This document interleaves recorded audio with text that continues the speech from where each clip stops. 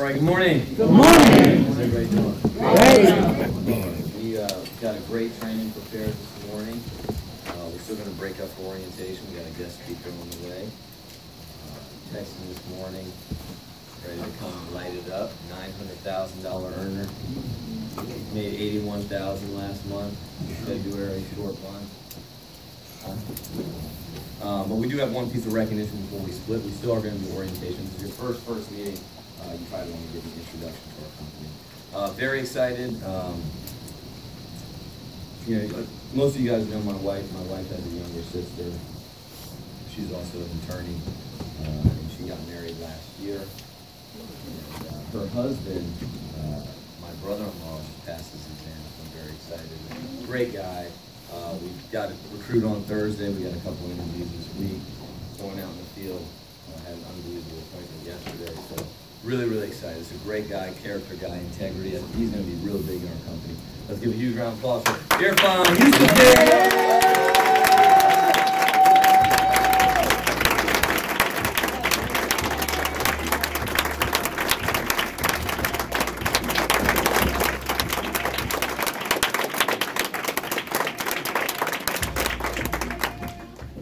If you're here for the first time, you can follow Shondell back into the conference room. Let's give our visitors a huge round of applause.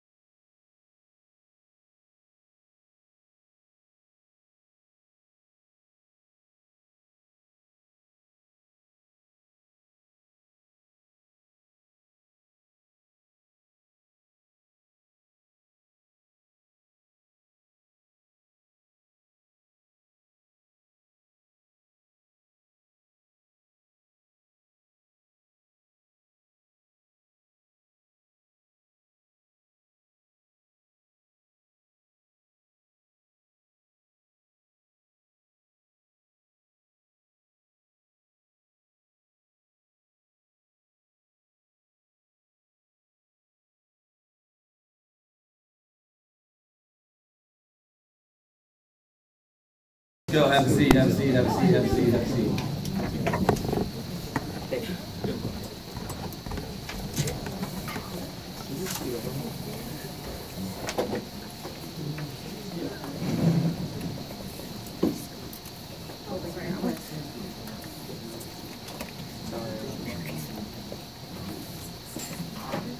Just lost one. Maybe two. One. He's grinning at it, man. Oh, you shut the door and locked it, man. That's a testament to you guys, man. You guys aren't scary enough. And they feel that they need to sit down. Huh? Oh, it's not bad. Are they going to drive through the glass door? Lethal weapon 4. Drive right into the building. Just schedule it and take it seriously. All right, it's good that we have a few minutes before we get started. Got a couple announcements out, so we're going to do our top turnout as well in a second.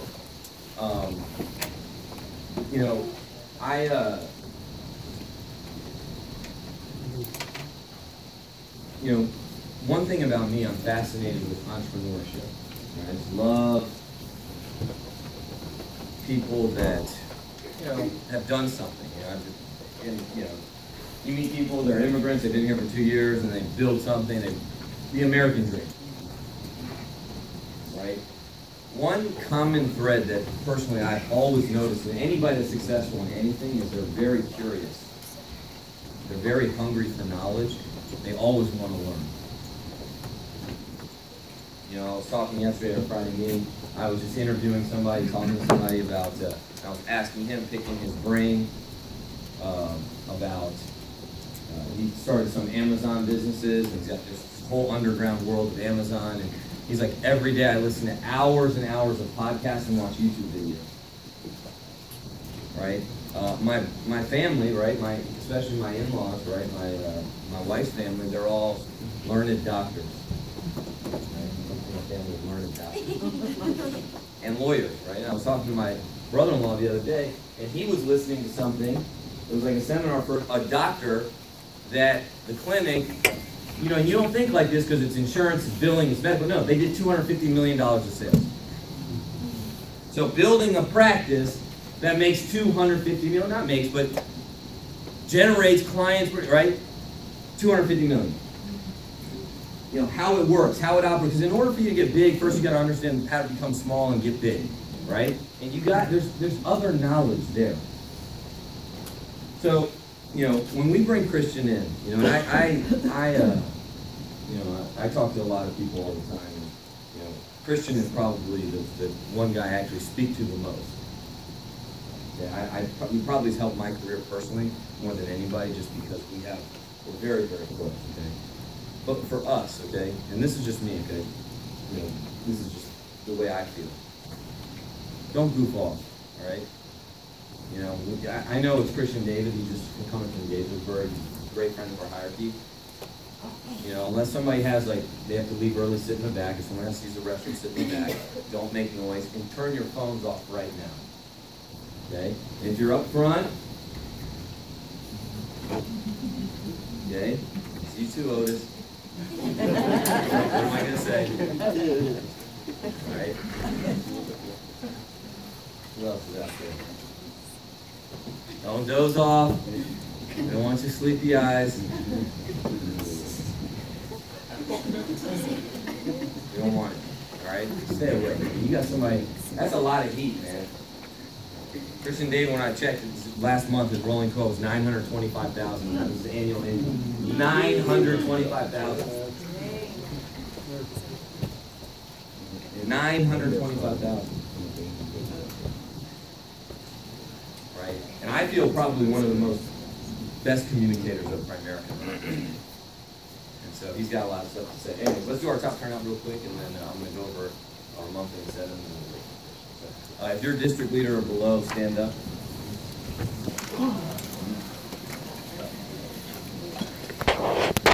And in the back room. Okay, so if you got here with you, stay standing.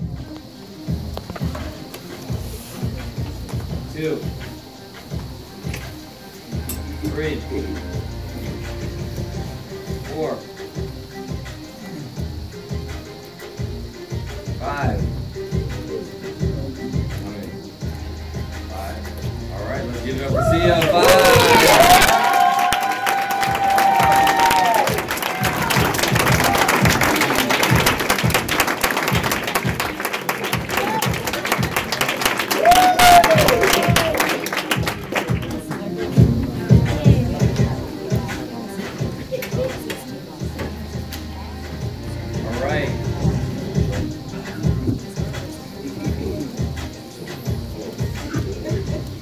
Division leader, stand up.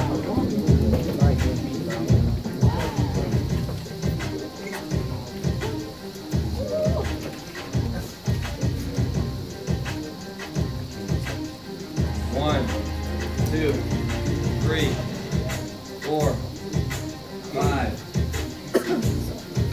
6. Down goes Frazier. No, I know you're not sitting down. Oh well, stand up.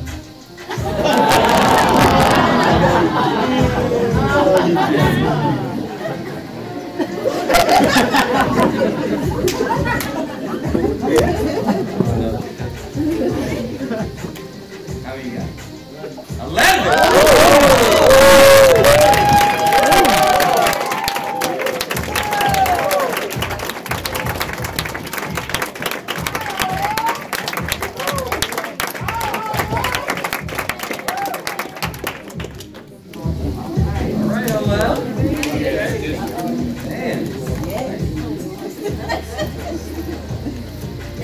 Regional leaders. What? What? Got quick there? Huh? Yeah?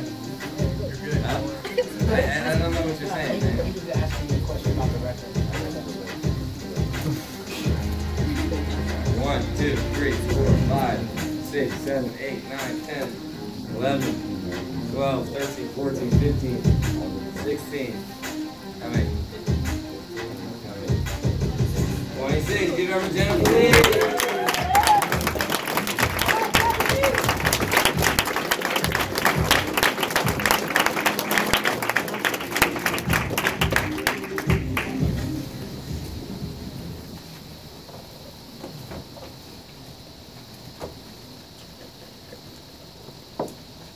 All right. Oh, yeah, that's good. RVD, stand up. RVD, stand up.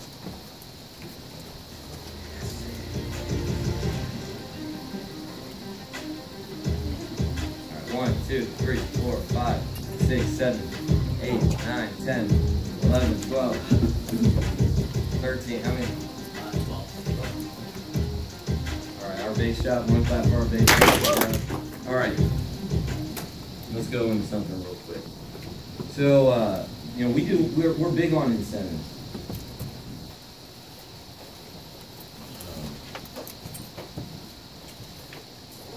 You know, for me, you know, there's two ways to motivate people. There's the carrot and the stick, right?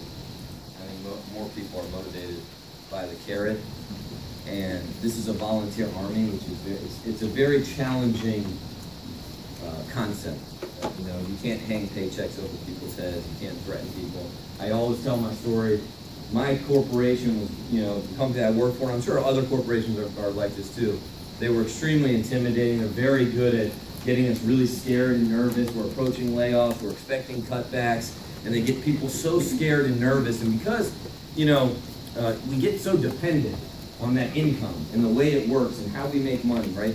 Business owners think totally different about money. I just want you to understand that, right? And you'll become financially independent when you start thinking like a business owner, okay? Not somebody self-employed, even though self-employed is great.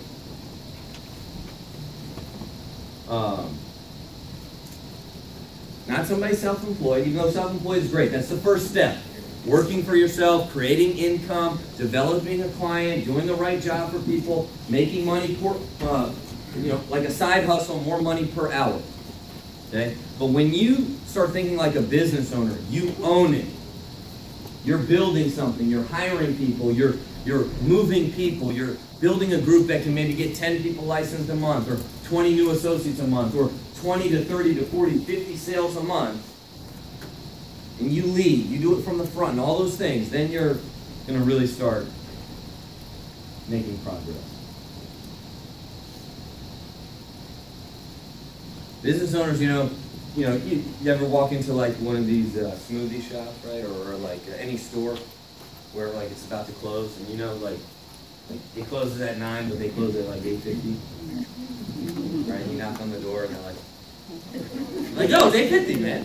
I drove. You're like, no. Came earlier. We already cleaned up. Right? Anybody ever had that happen? You know that's not the owner. The owner lets you in. The owner says, hey, come in. Yeah, sure, I'll go back and get you. What do you want? And they'll make you something. They'll make you a shake. They'll do whatever it is because they know they're getting a client. And they know if they do something nice for somebody, they're going to put it on Yelp. They're going to have a nice review. They're going to tell their friends, oh, hey, I know the owner. Let's go to this place. Right? One of our friends owns a restaurant, right? Or, and they all come in just to see this guy because they know the owner. And they come in and they have like regulars and daily people coming there every time. And he has a client base of people that come every day. That's how a business owner thinks. Employees don't think like that. Why am I saying this? Incentives become financially independent. Started with incentives. Lost my train.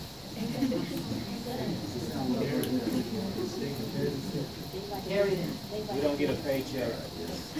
Thank you, T. You know me. So, I hope Christian gets here soon. I'm running out of material.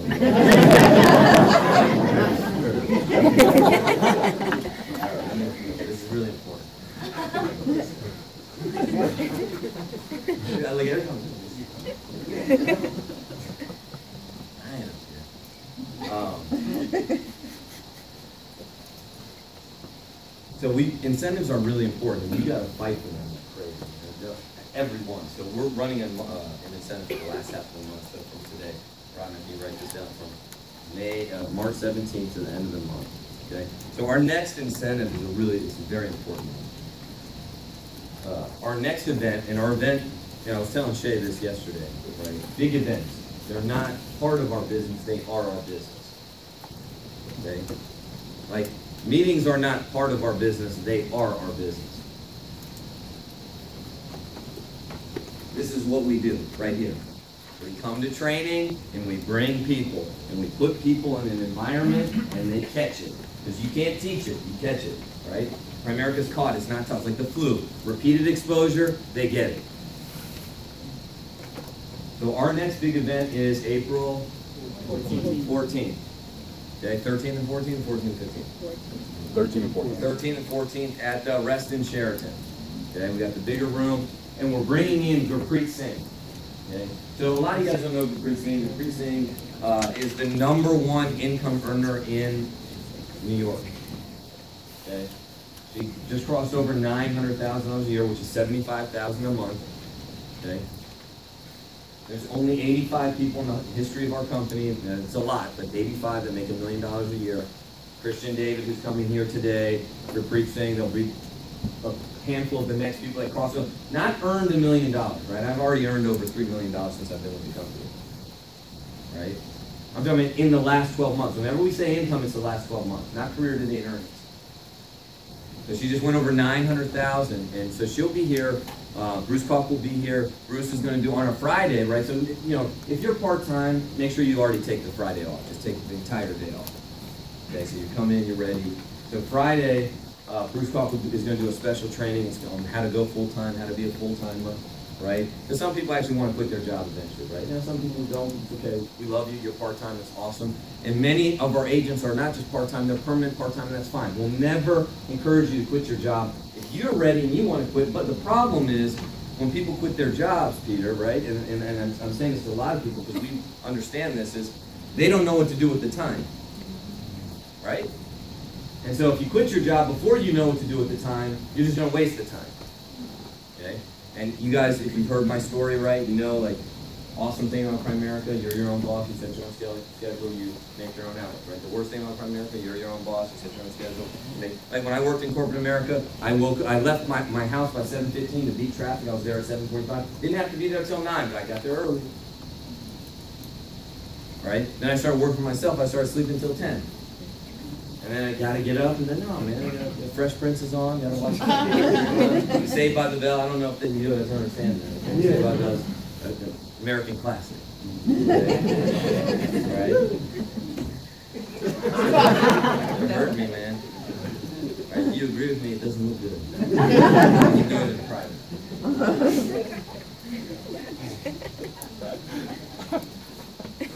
Right? Watch TV, and then I was broke. Primerica didn't send me any money. Right? I'm like, man, I'm doing it. And then the worst part about it is I figured out what to say, right? I knew how to talk the talk, right? Anybody seen the movie The Departed? Are you a cop? No, or are you just trying to pretend to be a cop? I was pretending Primerica, and I was great at it. My dad, hey, how's it going? It was excellent. Killing it. I'm working so hard. I'm developing my client base. My why is really, I'm dying for my why. I'd say it all great, but no money, right? That's the funny thing. It's like people talk because it's cool to run a business. It's cool to do something, but they don't actually do the work. And I'm saying that angry because that was me. My sisters, how are you doing? Oh man, I'm living the dream. I'm working hard, I'm hustling, I'm just doing it. I wasn't doing anything. I was literally watching television. I worked harder at my company. I woke up earlier. I did more work. I worked for free. And then when I got into my own thing, no, I'm going to miss. Never showed up, never competed for the incentive, started feeling bad about myself. And then the story, right? You guys know, like I cashed out my IRA. My daddy saved me $2,100 in an IRA. And I cashed it out. I thought, oh, can I get this money? And I called, and they sent the check, and I deposited. My dad just asked me about it. He said, hey, I got a letter that said that there's $2 in your IRA, something like that. I guess the shares didn't liquidate 100% fully. There's $2. There's $2 in your IRA. What's going on? And I just made up something. I mean, he caught me bold-faced, and I just was so embarrassed. And I was like, oh, no, what are you talking about? And I just kind of dismissed it like, Dad, what do you put? You don't understand the laws here in America. I'm an American, not you. Literally, I mean, that's how stupid you are, Dad. My dad just looked at me like, he just gave me a look. Didn't say one word. Just gave me a look like, I'm ashamed of you. Like, I'm really disappointed. Like, you're grown. I put that money for your retirement. You're watching television, goofing off. And after that, I went to freaking work. Because I was like, man, I don't want my daddy to be disappointed in me anymore. Like, enough is enough.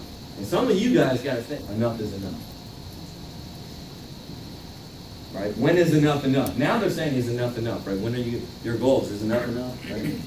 500, no, that's not enough. I'll let you know when enough is enough. Right? But some of you guys say, enough is enough, and I went to work, And I went to an event, a huge event, Shane Perry. At that time, Shane Perry had the biggest bass shop. He did 200 grand in his bass shop and broke the company record. You remember that? He did 200, so 400 sales in just outside of his RVPs. He did 400 sales, 200 grand bass shop. At that time, it was a 30% bonus. He got a $110,000 bonus. It was record setting. And I went to a big event, and it was Hilton Head for 4 days, right?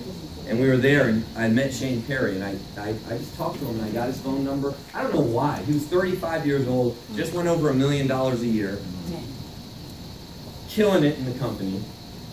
And we kind of like, I was just an eager bee versus student. Hey, can I call you? I went out to Fresno, flew out there, spent time with him, and that entire, my wife and I, and that entire ordeal, because I went to that event, changed my entire career, right? 10 months later from that, we did 50 grand in our bass shop, and never really did less, because of that big event. That's what's going to happen April 13th and 14th. I'm certain of it. Now, some people, you don't believe it, that's what's not going to happen. Because the events are always great. Are you going to be great?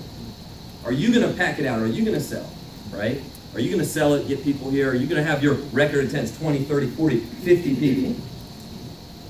Are you going to just go, oh, I'll wait 2-3 days before? No, man, you got to get serious about it. So our incentive for the month, if you do 1 by 2,500 from now until month end, okay, so Capri gave me this idea. I called her to invite her to the school, and she called me, and she was coaching me. Okay, Capri's a friend of mine, right? So a couple of us went up to her office, because I try to be around people that can, you know, make me grow, that make me extremely uncomfortable. I don't want to be king of the hill, right? I don't want to be hanging around people where, I'm always the biggest income earner or whatever, have the most agents. No, I hang around people that are doing it way bigger, way faster, more efficient, everything, because I want to get better. I have no ego. So she said, look, I want to do a special meeting for your guys, and I don't want you there. She said that to me. Because I want your team to feel extremely comfortable asking me questions. I'm there to work and I'm there to help people. Okay? And just like this Amazon guy, right, is learning and watching these podcasts from other people that are successful, just like my brother is, going to seminars of people that build practices in the medical field that generate $250 million of business, we're going to have a special training for people that want to be coached and learn, maybe just for an hour. Maybe an hour and a half, from somebody that makes $900,000 a year, right? Because you know where we are, right? Northern Virginia. If you say I make high six figures, really? You make 800? 150 ain't high six. That's low six figures. No offense, I'm not saying that, but that's not right. High six figures, 900, 950. Right? I'm mid six figures. Right? Like Christian David, every time he calls me, he goes, man, I just got a question for you. I'm like, what's up? He's like, how do you live on such little money? All the time. I was like, no, seriously, man. Like, do you tell your wife exactly how much you make? Are you kind of like telling her you're making more? See, this is what he says to me. I need that.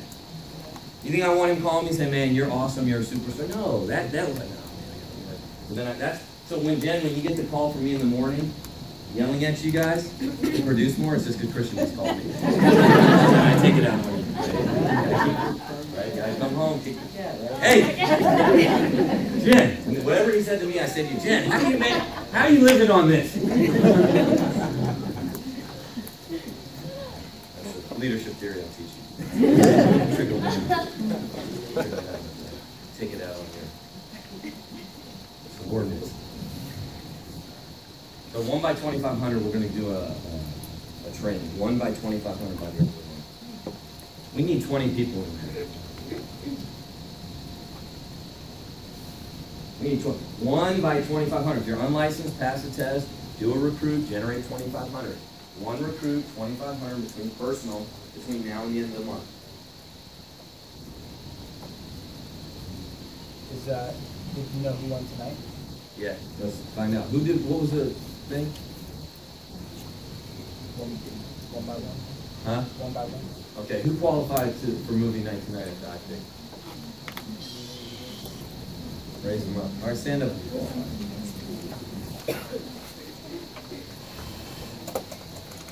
Okay, make sure you see me. We'll get the time down tonight. Let's give our winners a huge round of applause.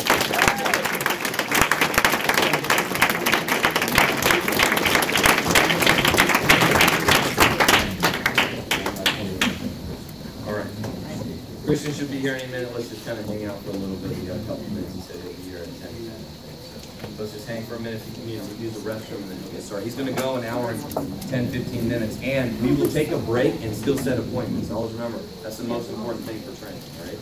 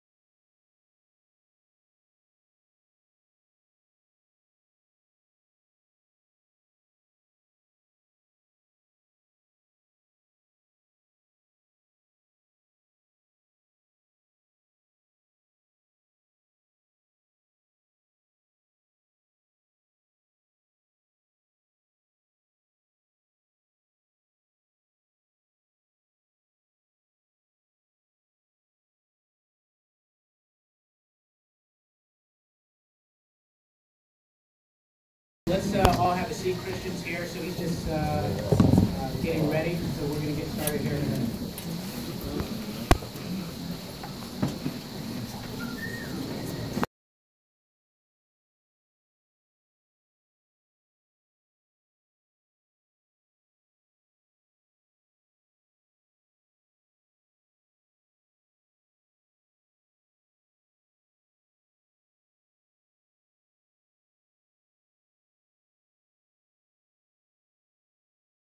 SNSD $900,000 earner already gave him a great introduction. Let's give it up for Christian David.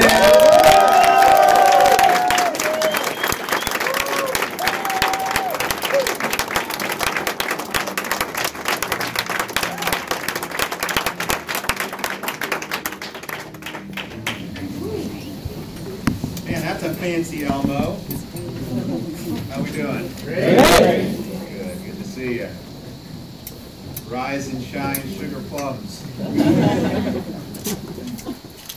Well, I got my license back in 1985. Who was not alive? I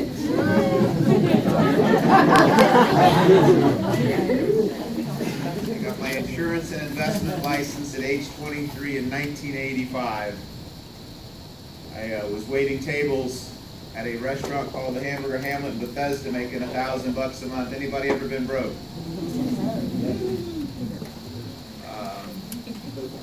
I had gone to college for a year and dropped out. I was on academic probation. Anybody ever been on academic probation? Man, all right. All right. I don't know if that many hands have ever gone up. But got a job in construction after that. Anybody ever work construction? Yeah, and then my dad was in Miami. My dad is from DC, so at age 21, he decided to move back to home, and I followed my family up from Miami, Florida to Rockville, Maryland at age 21, and I got a job in the mall at White Flint in retail. How's the pay? My dad convinced me to try college one more time. He said, Christian, just take 2 classes this time, maybe just a business class and an accounting class, and because that'll be a good foundation for your life. So I did go to college for 2 more days. My second day of accounting, you know what I learned? Was that I was definitely going to have to hire an accountant. If this business, ladies and gentlemen, was deep or complicated, there's no way I'd be in it. I need simple. And if you're new, you might think, oh my gosh, how am I going to learn all of this? It's so, finance, money, investments. But I gotta tell you, this business, not only is it simpler, but genius is keeping it simple. I think a lot of people complicate it way too much. And I think the brilliance is to keep it simple for people. So anyway, after I leave retail, I get a job in the restaurant business, waiting tables, making starving to death, making $1,000 a month. And I go to a bar, I meet a girl who invites me to I guess we call it a money and business seminar these days. And my biggest fear at that time was, I'm now 23, no education. A lot of my friends have graduated college. My parents are worried about me. I'm feeling like the black sheep of the family. I'm the oldest of 3. Now my friends are graduating, so I'm feeling like, what's wrong with me? Any of you ever feel that way? So I meet this girl. She tells me about this guy, Bruce. You know Bruce Koch? Yeah. I think he got into business in '84, and I went to his office in '85. And I listened to the story, I listened to the presentation, and I listened to the rule of 72 and compound interest. I listened to the concept of starting investing early, how if you started early, unfortunately I was how old? 23. So when they showed me that $100 a month investment at age 23 in something called a mutual fund, which I had never heard of. how I could become a millionaire, and then they showed us how terrible whole life insurance was. I didn't know anything about life insurance, but I just took their word for it. Low rate of return, you got to borrow your own money. If you ever want to use it in that death, you lose your cash values. I mean, what a ripoff, right? And it was expensive, and you could buy it. So anyway, I said, and then they said if you made a sale on term insurance, you could make $300 or $400 or $500 in a night, and that's what I'm making full time in a week. So I thought, oh my gosh, if I can make in a night what I'm making in a week, I can take 6 days off.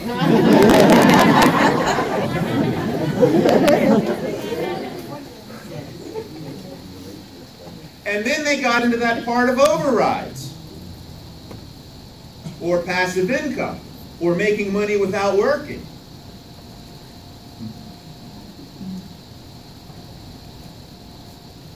I was already training people in the restaurant. Anybody ever trained anybody at work?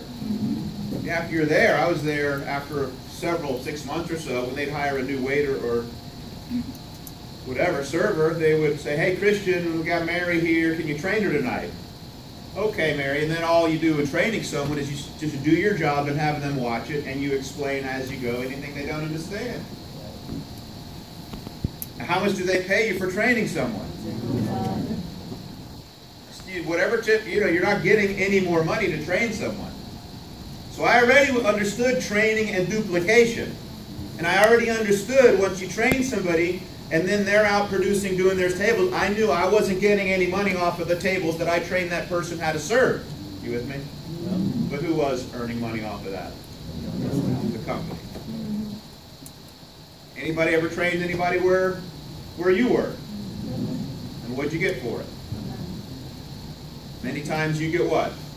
You've now trained your replacement. Possible. Right? So they said, hey, if you were looking to expand, and the way you grow a company is to give people an incentive to help grow the company.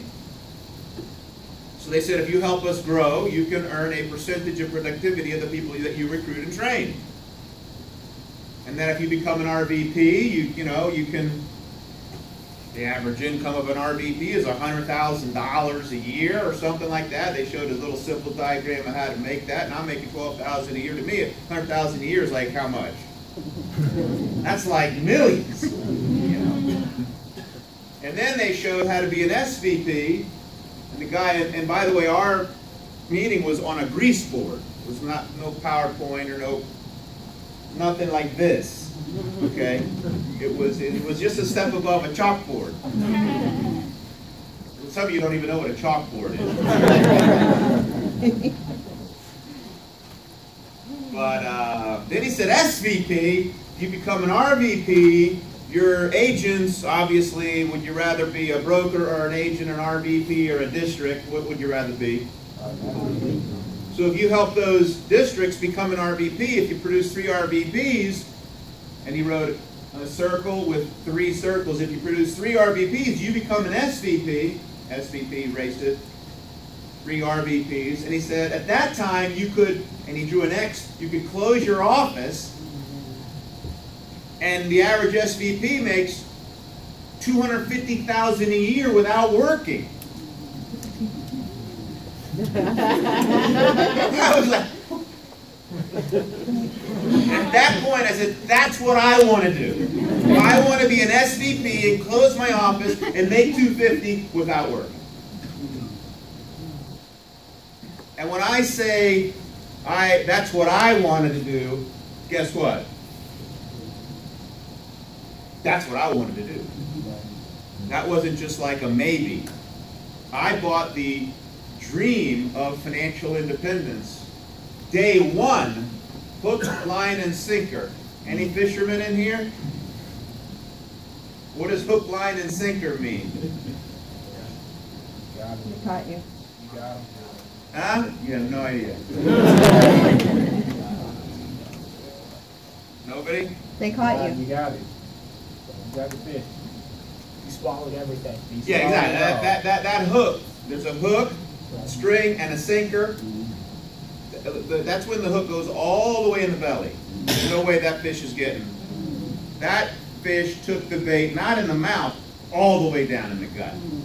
So when I got involved, when I say I bought this opportunity or the concept of, what's financial independence, word for word definition? Anyone? Finance is independent of your time. Can't hear you? Your finance is independent of your time. No, but that's good. What is the definition of financial independence? When our company was founded in 1977, it had one major goal, one major purpose, and that was to give people the chance to build financial independence for their families. What's the definition of financial independence? Will your passive income outlive your active income? Like the money you're making passively outlive your living expense? Financial independence occurs the instant or the moment a person's passive income exceeds their living expenses. There's two types of income. What are they? One is passive and the other is active. What's the difference? Active is all the money you earn while working. Passive is all the money you earn without working. So as soon as you make enough money without working to pay for your lifestyle, you are financially independent. Who would like to be financially independent? Out of 100 people, how many people want to be financially independent? What's their big problem? When they're not working, what are they earning? When you're not working, what are you earning? Okay, well, so if you want to be financially independent, what problem do you have to solve? What do you have to fix? Making money. Warren Buffett said what? Warren Buffett said, if you don't learn how to make money while you sleep, you're going to work until you die. Who's Warren Buffett? Well, I don't need this opportunity. I'm making, what do people do around this area? Technicals, white collar, you know, work in an office, cubicle stuff, rush hour traffic people. They got a job, good job, boss, work in a tall building. They put their, got one of them badges, top clearance, working for people, working for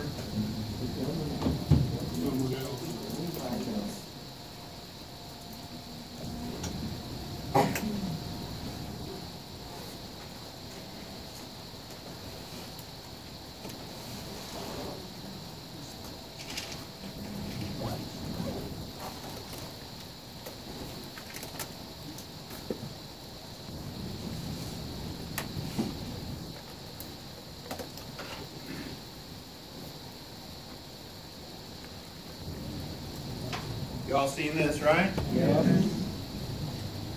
4 ways to make money. How does an employee get paid? They trade their time for money. Self-employed people get paid per task. Doctor per patient, dentist per tooth, hairdresser per haircut. They have something called a due income. If they do it, they get paid, right? Business owner owns the system, hires employees to work the system, so now the business owner has found a clever way to do what?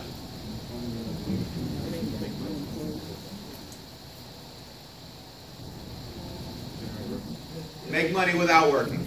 How does he make money without working? Getting people to do the work. Investor doesn't work for money, his investor works for their money. Like the investor doesn't work for money, their money works for them.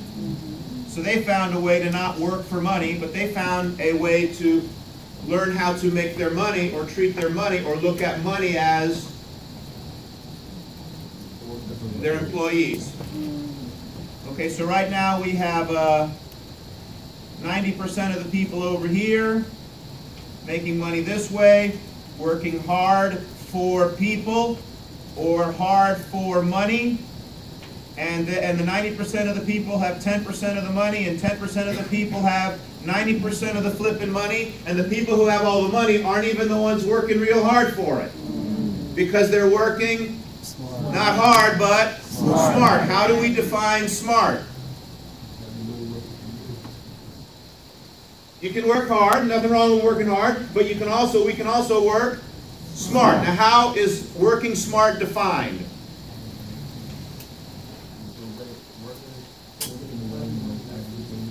Yes, sir? Say a little louder. Doing stuff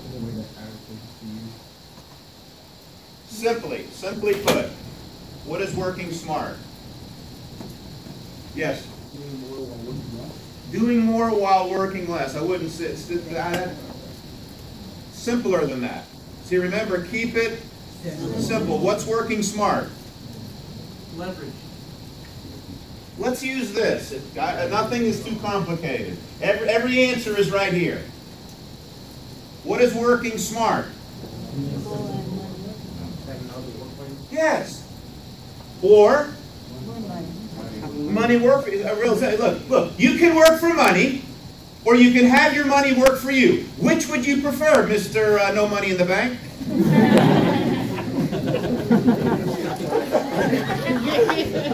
Remember, I'm real simple.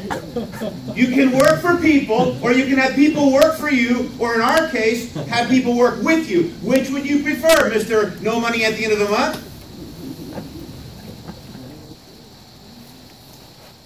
Oh, that's one of those. What do you rather do? If you'd rather work for people or you'd rather work for money, if you don't want to be financially independent, thanks for coming in today and you have a nice one.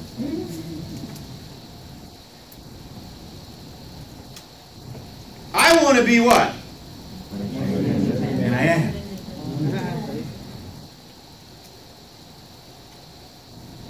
January made 81,000, February made 81,000 without doing any appointments.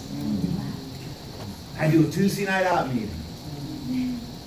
I was in Cabo first half of January. I was in Hawaii for a week in February. Somehow ended up making 162,000, not counting our investments. Active or passive? I did. We did it. And it's been like that a long time.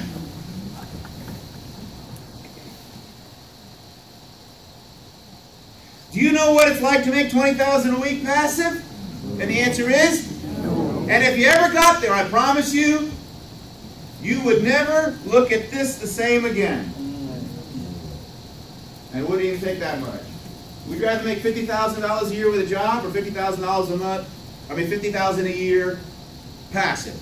Passive. You know how easy it is to build a Primerica business that pays you $50,000 a year in overrides? That ain't that big of a, but 50 grand passive, 50 grand full-time job, rush hour traffic, alarm clocks, having a boss, doing stuff you don't want to do every day. That's a huge difference, true or false? True.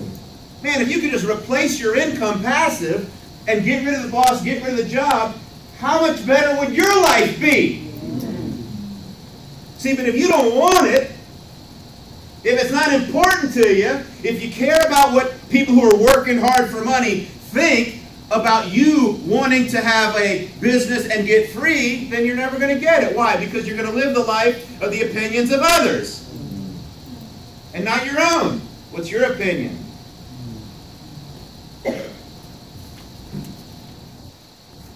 So these people are working actively. These people are working hard. These people work they're living a type of nightmare. These people earn money passively. These people work smart. These people live the dream. Would you describe your life as kind of the dream life or more of a nightmare?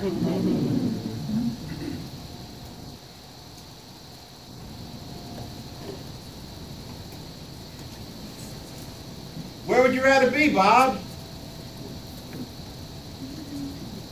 Left side, right side? Well, how are you going to get to the right? What's see Bob say? I don't know. I don't know.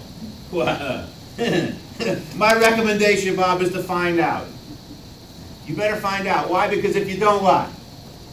You're going to stay on the left. And the left is bondage, financial dependence, no freedom, no options. Right or right? Right. Okay, a couple of things. See if I can get my memory going here. It's early, Saturday. Wow. I haven't done this in a long time.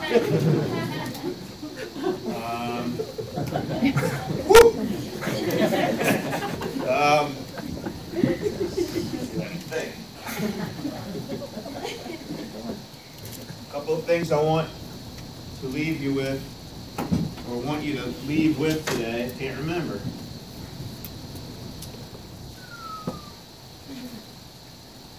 Oh yeah.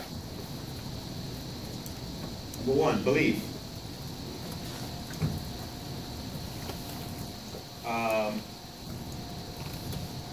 Belief. When you're talking to people, if they don't believe you, you're in deep trouble. And the only way for them to believe you is you got to believe you. A lot of people's biggest problem with what they do is they don't even believe what they're doing. They like the idea of it, sounds good, but they don't really deeply believe that this is going to work for them, that they're going to make it. And people can detect that. You've got to be a believer big time. A believer in what? Let's say you got to be a believer big time in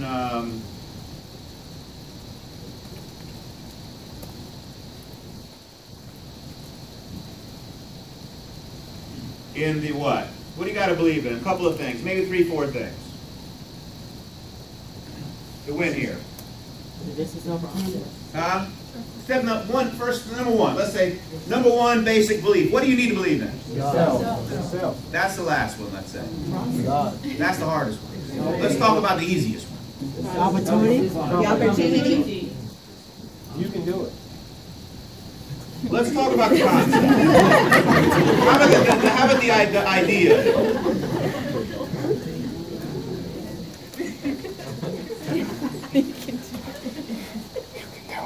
I don't know if you can see that in the back. Shaq, did you show this to anyone?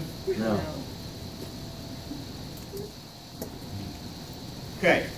Anybody heard of the concept of financial house? Yes. So this is what everybody needs right here. I made this on the way to Hawaii in February. And this is kind of like every major component of a healthy financial plan. Now, if you were building a house, would you rather begin, would you start? On the roof or the foundation?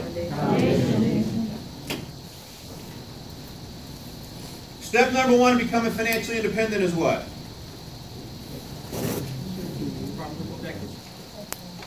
Properly protected.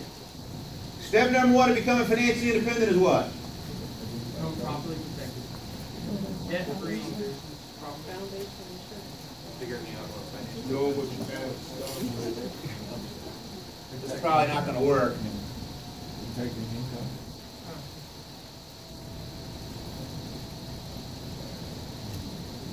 That's the light. Okay. 2 primary ways to build passive income: having enough money working for you, or owning a business that works without you. Without either of those, what must you continue to do, Bob and Sally? Work. Matter of fact, Warren Buffett said, if you don't find a way to make money while you sleep, you'll work until you die.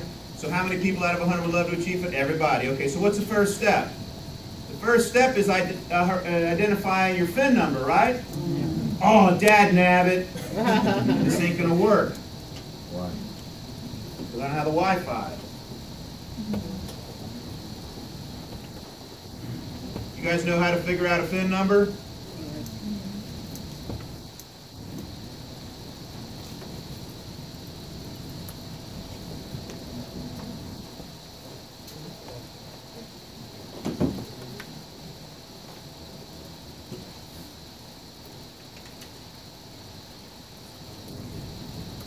Help me. Wi-Fi on the left. Or Bluetooth. Yes. I don't know how he was doing it. See? Yes. Sir, what's your name? Maurice.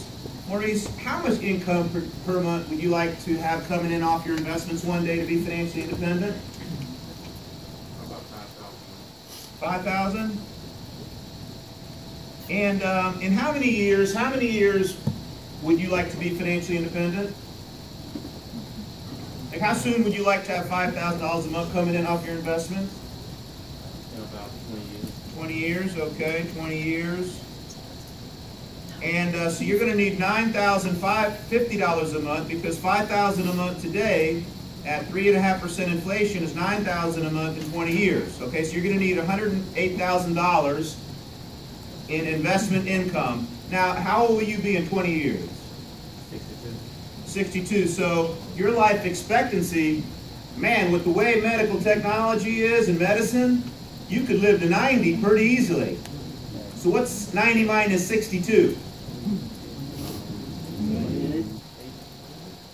So you might live 28 years, so you need income for how long? 28 years, yeah. And you know what people, elderly people, you know their number one fear is? Running out of money before they die. And many people who are older would rather die than run out of money. Did you know that? Yeah, it's true. It's true. So your FIN number, you need to accumulate. I got good news, I got bad news for you. Let me give you the bad news first. You need to accumulate $2 million to become financially independent. Ready for the good news? I just told you. Good news is now you know. Now you have a clear target. How do you hit a target you don't have? How do you hit a target you can't see? What's the first step in saving money? Step number one, become a financially independent.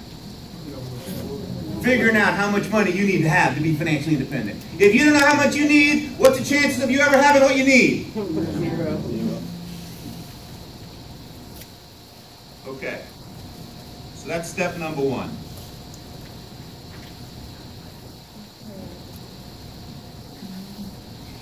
All right. How strong would you rate your desire to become financially independent? And it's okay with me if your desires are not that strong. I don't need you to become financially independent. Does that sound like something you'd like to accomplish? It's okay if you don't. I'm not trying to get you to start investing for your future here. What do you think you should do for your life? What kind of life do you want to have? After working 20, 30, 40 years, how do you want to end up? With enough or not enough? With a lot or very little? You sure? Okay. Then I'll continue. If at any time this doesn't look interesting, if you don't want to learn more, just let me know, okay? All right, because I got other things to do, by the way. My wife is waiting for me.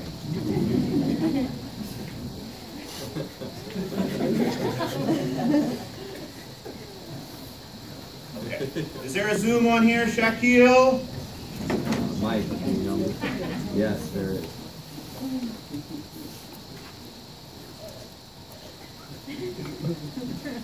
Thank you very much. All right. Pardon? No, I'm good. Thank you.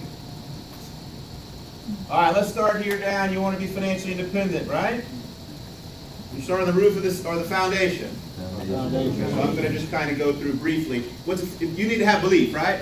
What's the first belief you need? In the concept, what we do for people. If you don't believe it, who wants to help people sincerely? Who wants that to be? You know, it's not about making a living, it's about making a difference. See, to win, you got to help other people win. If you ain't helping people win every day, you are not going to win yourself. You got to take yourself out of the equation, serve others, and it's through helping others, serving others, and solving people's problems that you win. The more people you help, the more money you make. What's the key to who wants to make a lot of money? Okay, so then what must you do? Find a way to help a lot of people. So don't focus on the money, focus on the way to help a lot of people, and then once you figure out how to do that, now you've solved the financial problem. Okay, so at the bottom, term life insurance, having a plan to replace your income. Hey, Bob, how important is your income to you while you're alive? Barry, imagine your life without your income. How would it be? Terrible. Out of 100 people, how many people are going to die? And what's the great mystery of life? When that is, and when could it happen? Anytime, right? So if you die today, would you want your family to live better, the same, or worse? Better. if you died today, how soon would your income stop? Which bills would stop?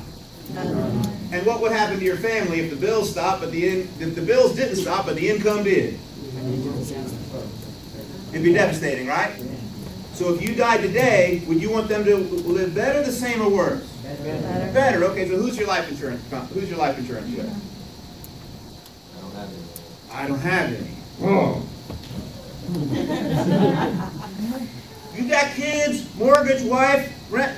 You don't have any life insurance? Man, when I run into people like that, it's generally for that have a need, have a family, they love their family, provide for their family, they don't have life insurance. Generally for one of three reasons. Number one, they don't think they need it. Number two, they don't think they can afford it. Or number three, they just never got around it. Tell me, why don't you have it?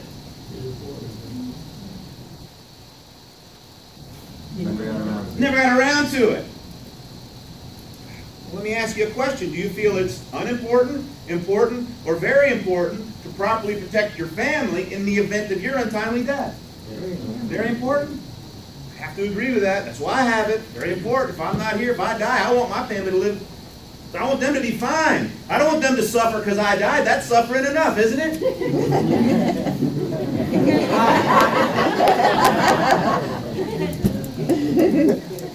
So would you say it's important enough that you would be willing to set aside some money each month to take care of that? So if we could put together a plan for you that is affordable, can you think of any reason why you wouldn't implement that plan? No. All right, now I wouldn't go through all that right there. I just wanted you to hear it, okay? I'm explaining the house here. Cash flow plan. Next step to financial success is cash flow planning. Why is that important? To control spending and avoid impulse purchases, wasting money, retiring in poverty, or working until you die. Any of you ever make any impulse purchases? Yes. Have you wasted any money in your life? Yes. Must direct discretionary income. You know, I did a study. I was looking up the word must in Latin and in Greek. And you know what must means? And I found out if you study like the root word, like what words mean, where do they come from, what were their origins. The word must means must.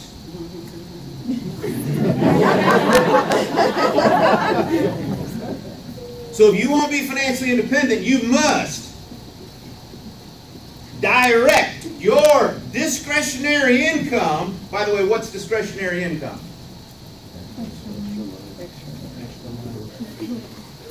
It's the money you have left over after you pay all your bills. So it's what you do with that money that determines your financial future. If you waste that money, what kind of future do you have? Not much. But if you direct that discretionary income to financial independence and high priority financial needs, not wants, do you know the difference between a want and a need? See, most people buy their wants, and that's why they don't have any money saved. Okay, so this is a must. Make wise choices so you can become financially independent if it's important to you. Attempt to lower insurance costs, eliminate tax refunds. By the way, which are simply interest-free loans to the government. Anybody ever heard anybody say, man, I did great on my taxes this year. I'm getting $4,000 back as a tax refund. Is that good? Why? You've overpaid your taxes all year, and now the government is giving it back to you with how much interest? Zero. Now what's the 80-year historical average of the stock market, the S&P 500? 10.3. What do most people do with the refund?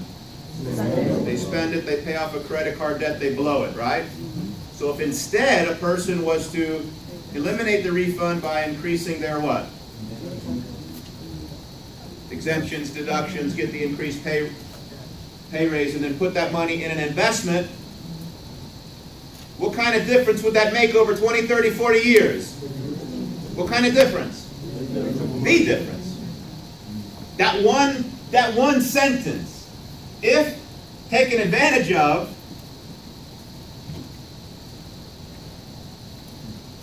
what's the average refund? Let's try this again here. Maybe hit the lights.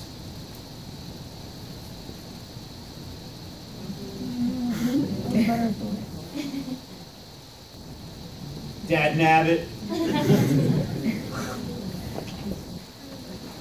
Maybe hit the lights again. Yeah, there we go.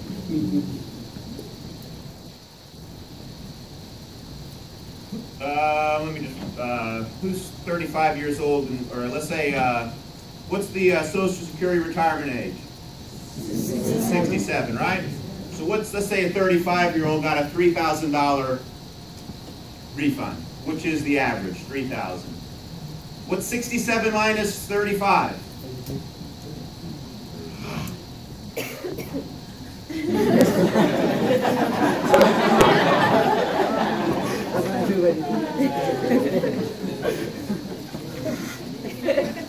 What is $250 a month times 12? 3,000. What is 32 times 12? 384. 384. 84. Very good. 10%. That's just by eliminating the refund at age 35 and saving that money throughout the year is an extra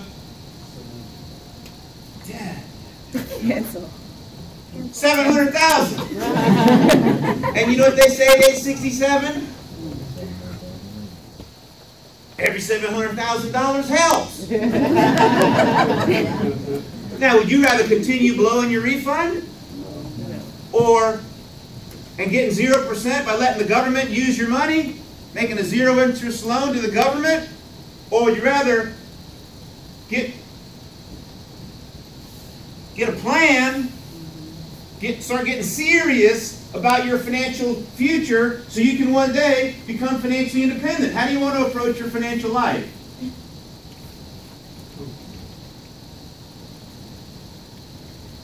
It's okay with me if you want to blow it. I got my plan in place and I'm excited about it. And that's why I'm excited about helping people how I was helped.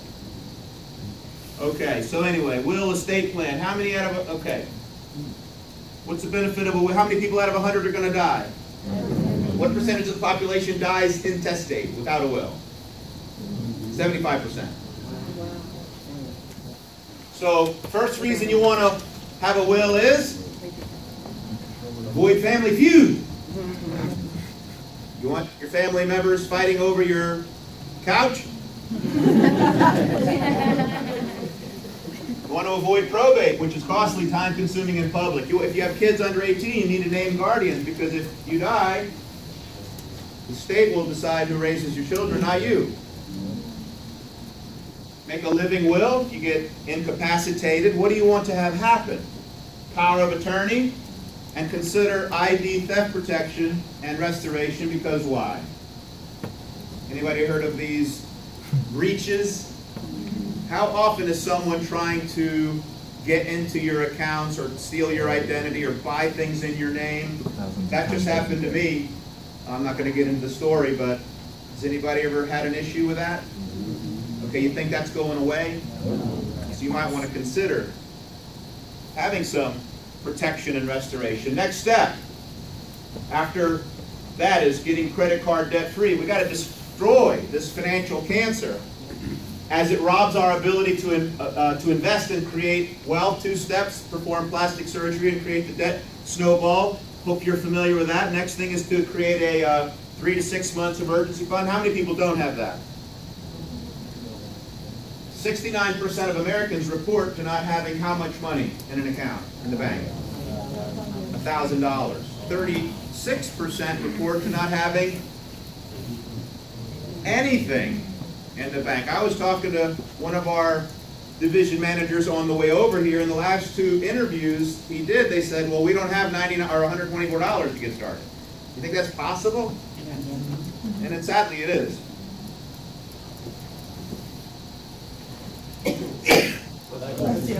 Didn't take my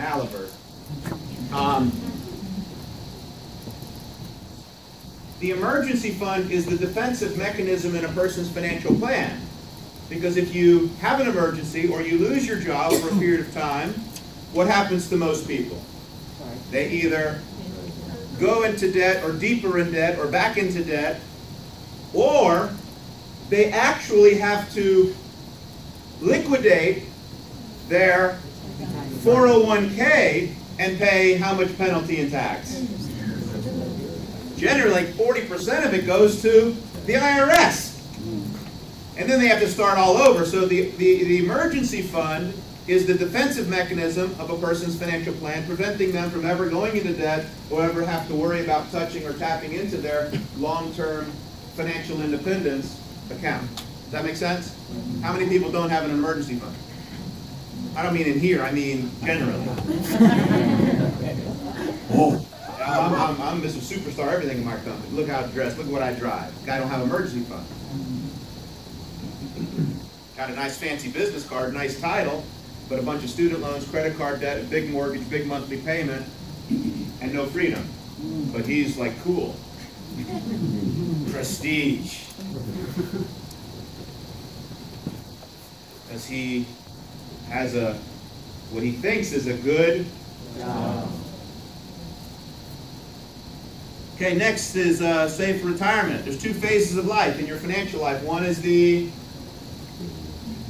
accumulation or savings phase, and the next is the withdrawal phase. So retirement, goal, total financial independence. Okay, I'm certainly not going to get into all that. But if a guy, you know how many business owners we've met that do not have a SEP IRA set up? And these are the concepts that tax deductible or tax deferred or tax-free income, rule of 72, dollar cost averaging, mutual funds, asset allocation, rebalancing a portfolio, understanding the importance of time to harness the magic of compounding interest. These are the major things that that you either have going for you in your life or you don't. So if you ask a person, hey, what's your current asset allocation strategy in your 401k, what are most people going to say? And if you ask them how often do you rebalance your portfolio, what are they going to say? Rebalancing a portfolio can do what for the long-term investment? Pardon? Increase the rate of return. Increase the rate of return. And if you increase the rate of return 1% over 30 or 40 years, is that a small or a large difference? It's huge. So anyway, have people been taught how to accumulate enough money to become financially independent? And would you say that's sad? Yes. College savings, goal, well-educated and debt-free kids. There are grants, scholarships, 529s, Coverdell education savings accounts. UTMA, student loans are the last resort, but for many kids it's the loan is the first thing they do. So the goal is well-educated and debt-free. Any of you ever go on appointments with people who are renting? What do you do with that? Any of you renting? Don't raise your hand. What's wrong with renting? How many rich renters do you know? Renters are making the landlords rich. So one of the goals is home ownership, no rent or mortgage payment. The goal is not to have a mortgage payment in your 60s, 70s, and 80s, and you certainly don't want to be paying rent, because where are rents going, up or down? Can you imagine being a renter your whole life? What that would look like? How hard you've worked and you've built no equity, you have nothing to show for it? So we got to help people get their situation together so they can own a home and enjoy the peace of mind of true home ownership. Then you need a strategy of withdrawal. Number one fear people have in retirement is what? Running out of money before they die. So what is your income strategy to not run out of money during your golden years? Mr. Bob Jones? What's your retirement income strategy to ensure that you never run out of money? By the way, would you like to have an income until you die? Yes, yes or no? Yes. Seriously? Yes. Really? Would you rather run out of money before you die or make sure your money lasts until you die? What's your strategy to make that happen?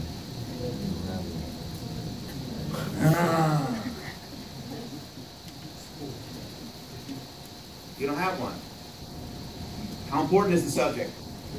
So I think we have a few companies, you know, the whole variable annuities, the fixed and variable annuities can guarantee an income for life, also asset protection, goals never run out of money, which is the #1 fear in retirement. The withdrawal phase. How many people have a plan for that out of 100? Next and last. It's making that generation to generation investment. In the good book it says a good man leaves an inheritance to his children's children. Not a great man leaves an inheritance. Not Superman leaves an inheritance to his children's children. But the good book says a good man leaves an inheritance to his children's children. And I know you've heard that wealthy people think 2 and 3 generations, and poor people think Friday night. So goal is to develop a family tradition of financial success. Now this has to do with estate preservation, estate planning, gifting, and trust. What do you want your legacy to be? And long-term care insurance, because many times, anybody here had an elderly family member, maybe a parent or grandparent, in a nursing home? You've seen that? The effect on a family? The burden it places on the family and the financial drain? There's something called Title 19 that if a person has been working their whole life and has accumulated $200,000 or $300,000 or some type of inheritance, and now they become incapacitated and they're in a nursing home for 2 years, the average cost is, right in Maryland, it's right under $100,000 a year. And I'm assuming in Virginia it's probably the same. So Title 19 says what?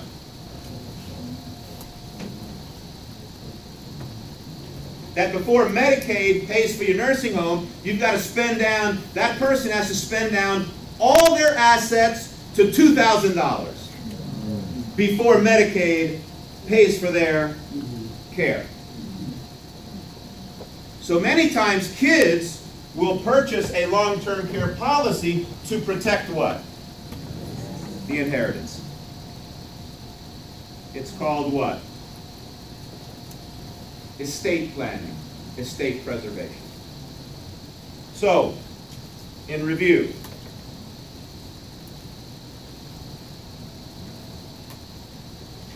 what do you got to believe in?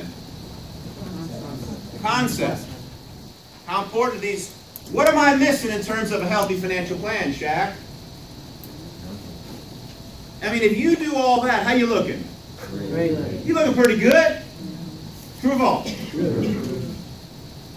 How many people aren't looking so good?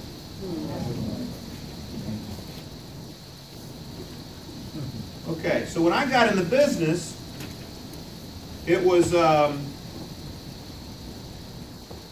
buy a term and invest the difference.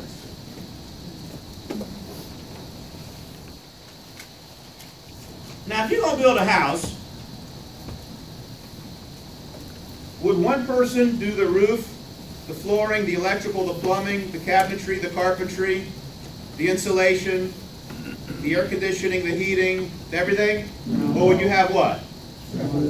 So if you're going to build a house, you're going to get a general contractor, right?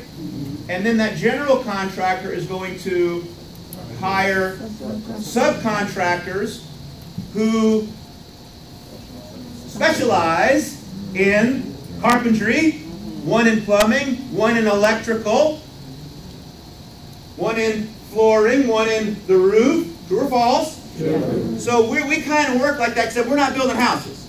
We're building what kind of houses? Financial houses. And Primerica is a kind of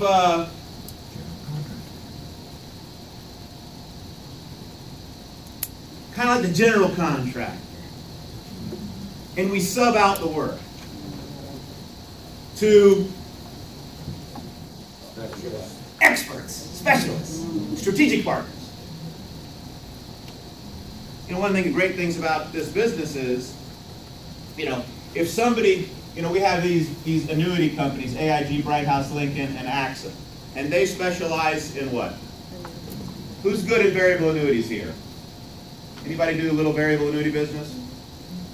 Jack, what are the top 1 or 2 or 3 benefits of a variable annuity? Why would someone ever consider one? Guaranteed income.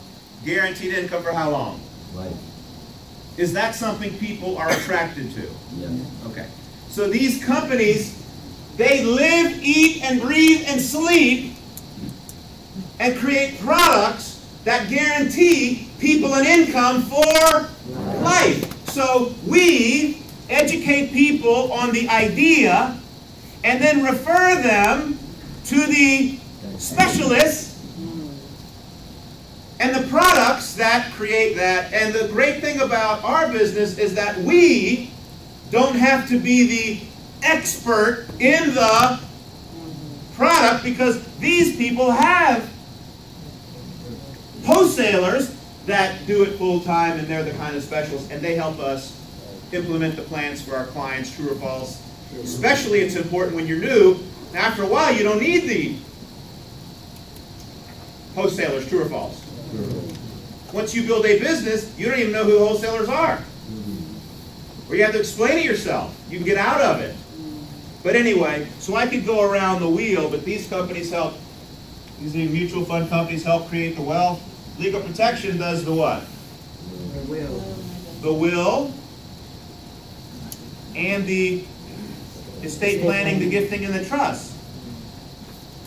We're a part of 2 charities, my wife is, and we were at one of the functions a couple of weeks ago, and it was at the home in Potomac of a person who's a CPA, financial planner, advisor, Series 65, and his clients have 100 million, 500 million, and I said, so she was like, we have clients, but our clients have $100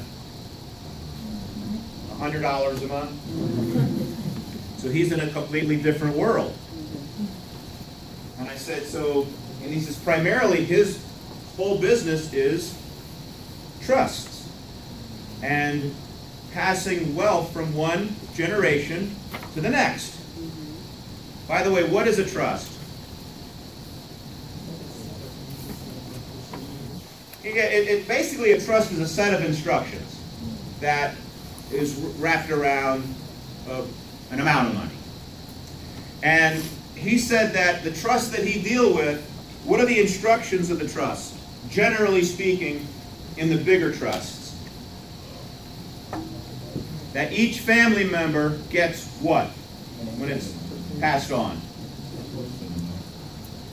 A portion? A certain amount? Like a portion? Anybody else? He said generally each family member gets about 2 to 3% of the income off the trust. They get the income off the trust, they don't get the money. Because the money, after they get that income for their whole life, the money is going to be passed on to the next generation. So how they set the trust, I thought that was interesting to find out. You know how, any of you being left a trust? Hundreds of millions of dollars? But hey, if you build some wealth, are you just going to leave it to your kids and let them do whatever they want with it? Or should it be in a trust and have some instructions to protect it, and not only protect the money, but what to do with the money, how it's invested, how it's distributed? All right, so anyway, I know I'm getting off topic, not recruiting. I think you all know you need to recruit. I'm just talking about, you got to understand the importance of what we do, and believe in what we do, and understand the brilliance and the genius of what we do. Long-term care, LTCI, right? That's up here too. We get a referral thing. Okay, so answer, okay, so you know. All right. So when you compare what we do compared to what most people are doing, is it hard to believe in what we do? No. Step number 1, who listened to the Hector Lamarck on Monday? He said step number 1 is you've got to do what? Become a master at the business. Concept of master. Concept of master. Copy. If on a photocopier you put a great copy and then you duplicate it, what comes out? A great copy. But if you put a piece of junk on the copy machine and hit copy, what comes out? A piece of junk. So if you become a master copy, you take this seriously as if your life depended on it, which is point number 2 after belief, it's commitment. You've got to commit to get good. You don't luck your way to success in anything. No luck involved in winning here. No luck involved in winning in anything except the lottery.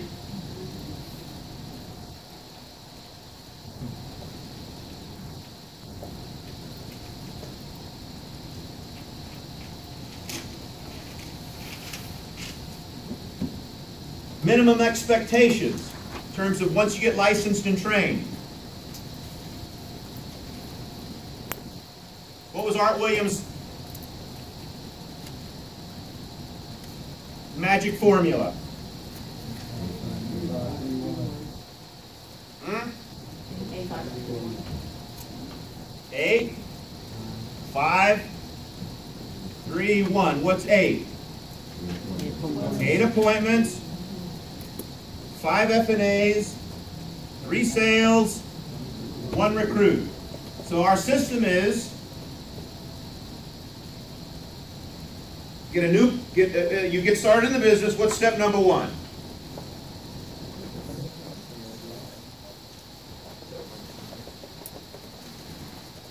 Main step number 1. You get in. Now you want to get started. Huh? Okay, you got to get a license. No. Step number 1 before that. Field training. Yeah, before field training. Huh?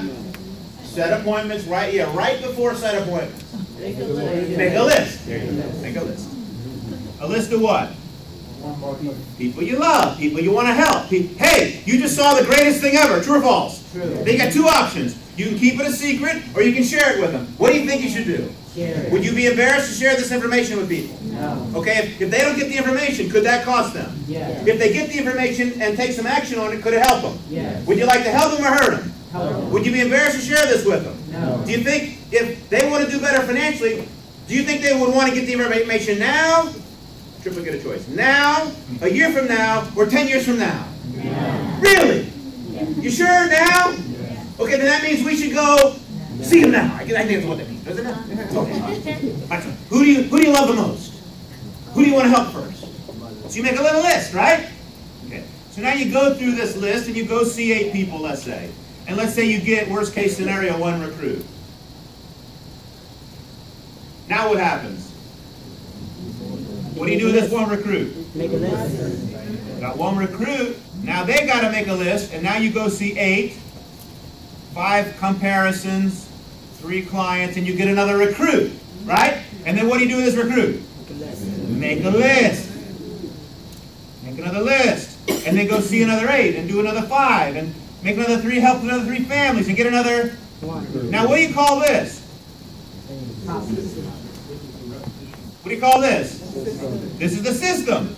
This is whose system? Art Williams' system. How'd he do? So, we're a warm market company.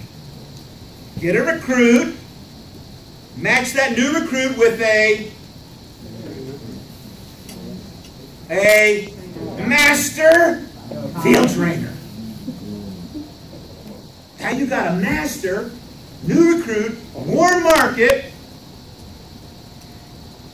Warm market has a big need, and now you have a system worth duplicating. Now, let's say you're part-time. To do 8, how many is that a week? 2. 2 a week. Can everybody squeeze that into their busy calendar? 2 appointments a week. Now, 3 sales a month times an average $1,000 equals $3,000. If you're a district, that's $1,500 times 70% is how much? Is that $1,100 or close enough? If you could earn $1,100 a month, working one night a week, 2, 3, 4 hours a week, and then take that $1,100, forget it. You know what I was going to do? Compound interest, I'm going to show you $1,100 a month, 30 years, 10% what it grows to. So I was going to say, if you could work one night a week, helping families in a significant way, and earn $1,100 a month, and put that money in an investment, and you do that over your working lifetime, instead of watching television on Monday night, help 2 people get on the road to financial independence, not to make a living, but to make a difference, that would grow to $899,000. And you know what they say at age 67? Every $899,000 helps. Same dang thing every time. That's why once you learn the business, it's just saying the same things over and over. You got to find something that works, and you just got to do it over and over again. Find a recipe that works, and then do it over and over again. Now, it might take you a while, but that's okay, because when's it going to happen in a job? All right, so now what we have here is a system worth duplicating, and if the new recruit is watching you do this 10 or 15 times, they're going to what? Learn how to do it. In the last 2 years, I've trained 2 people. The first one, Orlando, his first month out, did $11,000 personally on his own. And in February, Joanne, I trained somebody in January, their first month out, they did $11,000 in February. So my problem is what? I don't work. Now, I used to work. Why did I used to work? Because I had to work. But my goal was what? My goal was to work myself out of having to work. Because in the evenings, whose kitchen table would I rather be at? Mine or someone else's?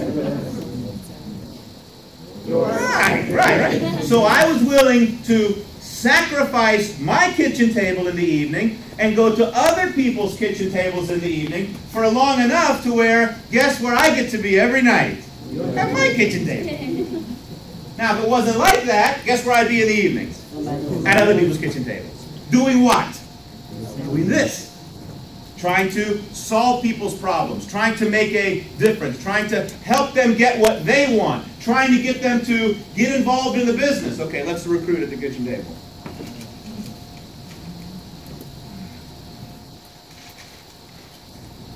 What was your name again?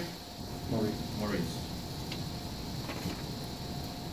I won't write it out. Okay, Maurice, we're at the end here, okay?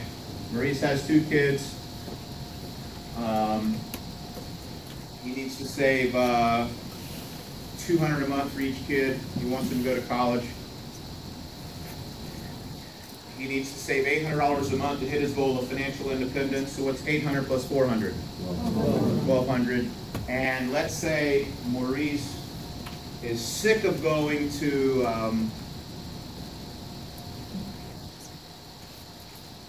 Sandy Point for his vacations. You've been to Sandy Point? And he wants to travel.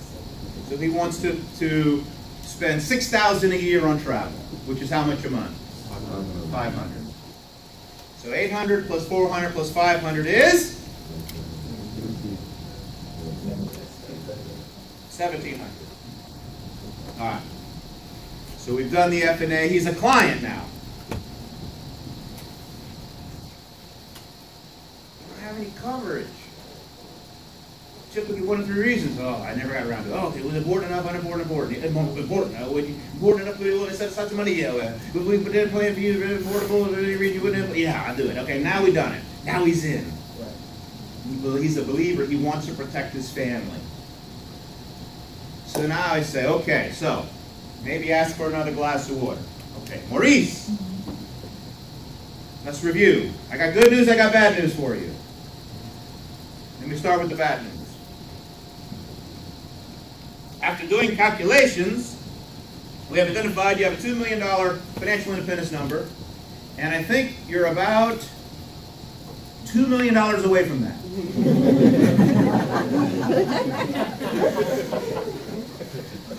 So you need to save $800 a month to hit that goal. You need to save $200 a month each child to have the amount of money you wanted to have to send them to college, university. And you want to start traveling, $6,000 a year to go somewhere. That's about $500. That's about $7. You got about. The bad news is you need to accumulate $2 million and save some money for college and for some travel. And you're going to need to start coming up with an extra $1,700 a month. So you got two options. What are your two options, Maurice? You got to come up with $1,700 a month. What are your two options? Number one is, well, no, that's the second option. What's the first option? Can you reduce your expenses by $1,700 a month? Okay, then if you can't reduce your expenses to free up that money, you must make more money. So there's two ways to make more money. What are the two ways? No, two ways to make more money. Yeah, number one is to go to your boss tomorrow. Tell him you sat down with your financial guy, financial person, and you did more financial planning than you had done in a long time. And it's never been so clear to you that you need to start investing an extra $1,700 a month for your retirement, kids' education, some things. And you know your boss cares about you, and he loves you, and he really wants what's best for you. So you were just wondering, boss, when I could expect that extra $1,700 a month coming into my paycheck. Now, if you had that conversation with your boss, how would the conversation go? It wouldn't go well. Can you make $1,700 a month more doing what you're doing? Yes or no? Okay, now you only have two options. Now you can go back to, I'm assuming you don't want to give up on your goals and dreams, true? Okay, so if you don't want to give up, then you have to find a way to either make an extra $1,700 a month on a part-time basis or change careers into a way where you can make more money to come up with that money to hit your goals and dreams. Now, I'm assuming your goals and dreams are important to you, right? So question. If you could work with us one night a week, maybe two, and come up with that extra $1,700 a month, can you see any logical reason why you wouldn't at least try? That's recruiting off the shortfall. That's recruiting at the kitchen table. At the end of the presentation, they're a client. I got good news, I got bad news. What's the bad news? Their goals. You read some books on goals? Goals are nothing but problems. As soon as you set a goal, you have now created a problem for yourself, how to hit that goal. Same thing in financial planning. So the bad news is, you need to save this, come up with this money. Now, there's two ways to get it. Reduce your expenses or make more money. After you pay off all your bills, how much money is left over? Not much. Can you reduce your, no. If you went to your boss, asked for a raise, can you make more money doing what you're doing? What do they say? No. Okay, then you've either got to go back to giving up, and you don't want to give up on your dreams of financial independence, do you? Then the other option is to make more money some other way. So, if you could work with us 1 or 2 nights a week and come up with that money to hit your retirement goal, to educate your kids, so you can do the traveling you've been dreaming about doing, can you think of any logical reason why you wouldn't at least try? What's somebody going to say at that point?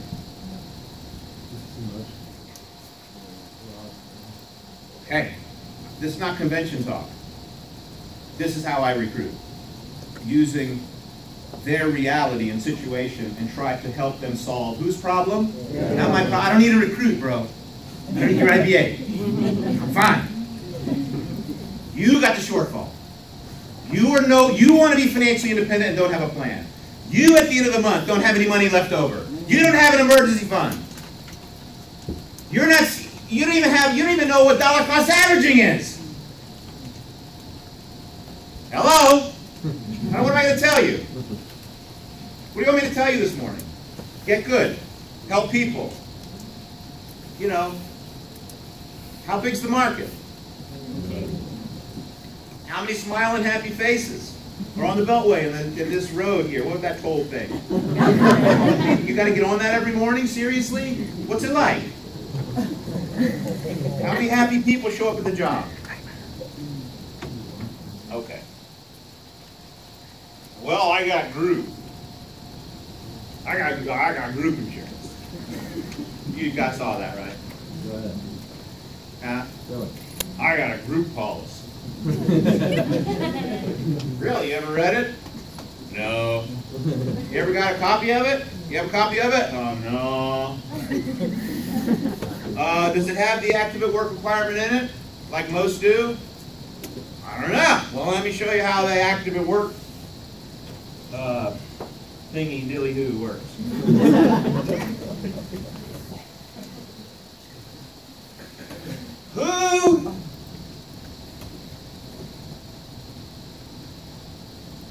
Who is eligible?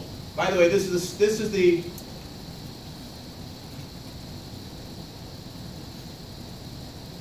Maryland state workers. Everybody who works in the state of Maryland, this is their policy for the state. Who is eligible for the insurance? You are eligible if you meet the active at work requirement as shown in section entitled, "What is the active at work requirement?"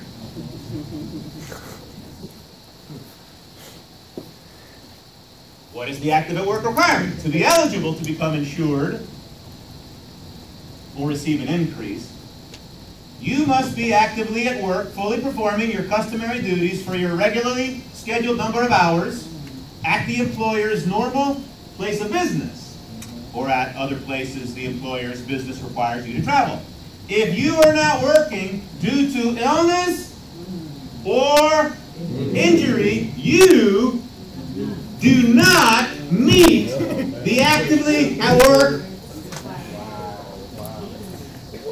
I bet your group policy's really cheap. Like a few dollars only, right? I wonder why that is.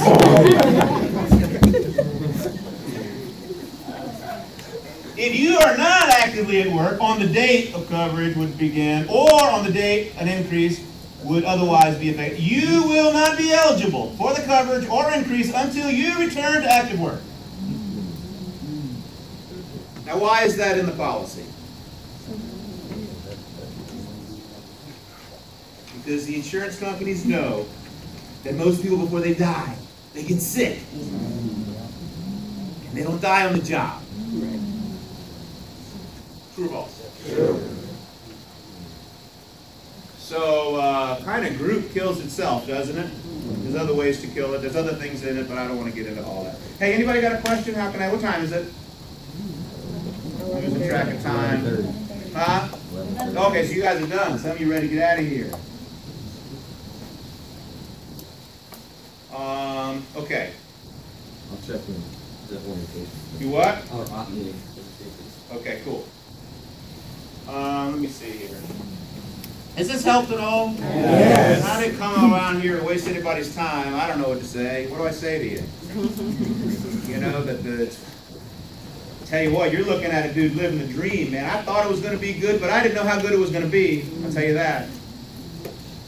You know, and the fact that, you know, you talk about ownership. If I was to die right here, all of my code number becomes my wife's code number, and the income continues. We made $925 last year, $954,000 on our 1099 passive. If I die, my code number becomes my wife's. And when she dies, it becomes our children's. If you have a job, you've been there 10, 20, 30 years. If you die, what happens to your income? Stops. What's ownership worth? In the beginning, I didn't have a bit. I didn't know what ownership meant. Doggone it. When you think about that if I was to die, the income would not stop.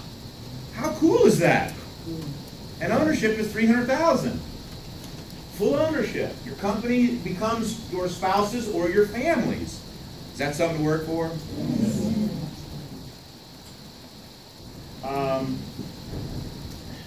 Let me just hit. Okay. Let me just hit the last point.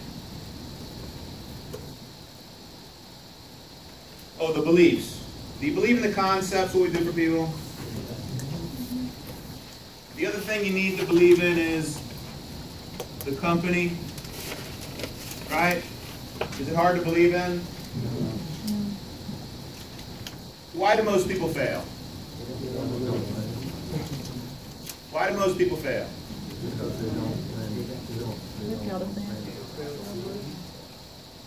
Because they're stupid.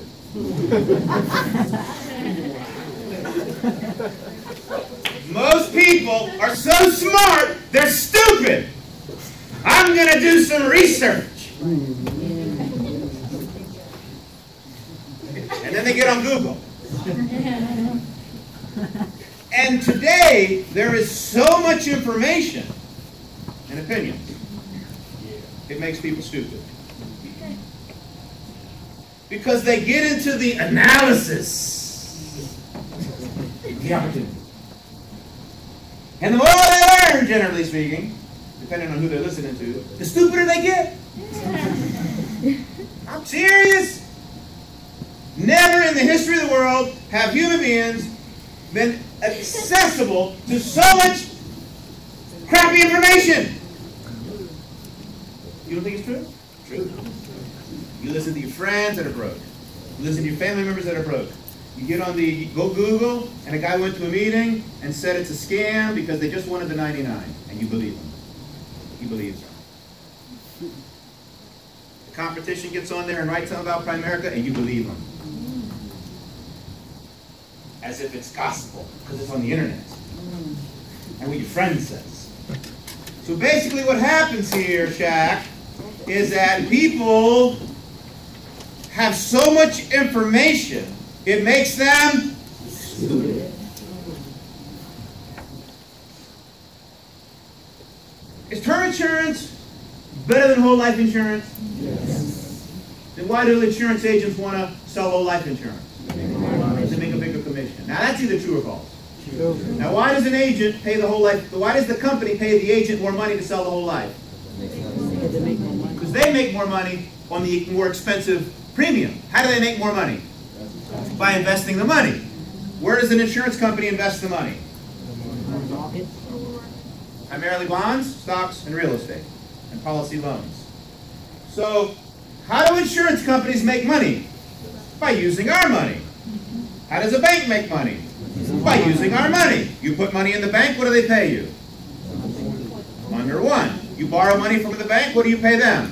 4, 5, 8, 9, 10, 16, 17, 18, 20, right? So who's winning, the bank or us? The bank. Most people are broke because they've been saving money in a bank or a life insurance policy. And who's getting rich are the banks and the insurance companies. And then, when you work for someone else, what's that meme? Y'all seen it? Saw it yesterday? Cool. Guy, the boss drives up to his the company in a Lamborghini, and the employee says, "Man, nice car, boss." And the boss says, "Hey, if you keep working hard this year, I'm going to give me another one next year." Most people are working hard, but either someone else is getting rich or the stockholders are getting rich. Who will get rich working a job or working for people? The people that we work for are getting rich, true or false? So when we've been conned to save money on a policy, a bank, and then work for people, not ownership, not our own business, what's the outcome? Poverty. That's why 80% of the population works their whole life in the wrong plan. And then you provide them the truth, well thought out, I mean, really brilliant. When you look at what the mind, Art Williams and the people who have come after have created here, financial services, filling a need, nobody gets the education, business ownership, you start part-time, no risk, worst case scenario, you get an education about money. But most people, they spend so much time looking at their stupid phone. Or they never, ever do it. They never get out there and pick up the phone and say the script and follow the system and make the presentation, and then overcome the objection, and then try to close. And then if they would then go see another person. They're doing their research. They're thinking about it. They never let it rip. They never go for it. They never start talking to people all day long, and they never work the system. And they wonder why it's not working, because all you do is think about it all day. Because you're worried about making a mistake. And there is no success without making a whole bunch of mistakes. The way you become great at something is to, before you're great, you become good. Before you're good, you got to be average. Before you're average, you got to be terrible. Before you're terrible, you got to decide to go to work and try. True or false? So what are you going to do? See, we need people. We're looking for people who don't want to think about doing it, dream about doing it, hope about doing it, wish about doing it, but we're looking for people who are actually going to go out there and do it. What are you going to do? How bad do you want it? Why can't you turn your dreams into reality? And the truth is, you can, if you're willing to work your butt off for them and make a commitment and believe that great things can happen to you, because they can. I'm a dropout. By the way, my first year I made $3,000, second year $5,000, third year $2,700, $2,800 my third year full time. $3,000 plus $5,000 plus $2,700. I didn't make $10,000 total my first year. I was terrible at the business. Not only did I not know anything, I was from Miami, I didn't know anybody, but I was incredibly introverted and shy. Anybody on the quiet side? I was afraid to talk to people. I was afraid to pick up the phone. I was afraid to prospect. That was so out of my comfort zone. But you know what I found out? That staying in my comfort zone was also the dead zone. And if you stay in your comfort zone, guess what you do? You kind of slowly die every day. The good book says, hope deferred makes the heart sick.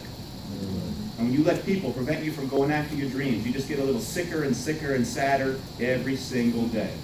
So there came a time in my life where it was time to go for it. Got married, met Roxanne. She believed in the business. She believed in me. We got some dreams, went to work. We had some goals. And we just kind of let it rip.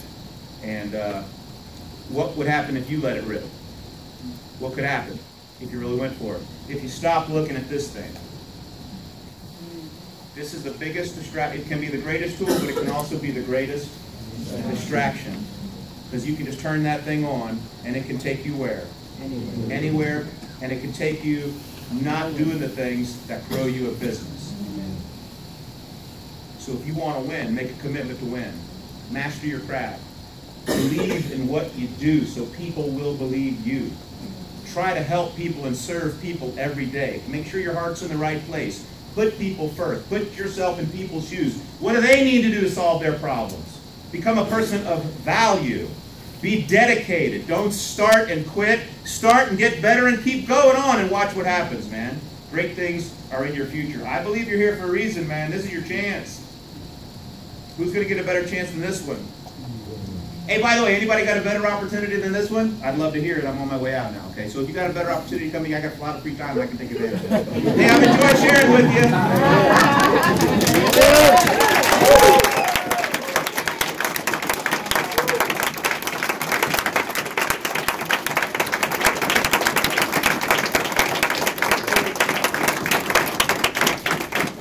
All right, guys, we're going to take a break and set a bunch of appointments. We should set the most appointments ever. We'll get back after our break. So we got top zone recognition and we got our raffle for the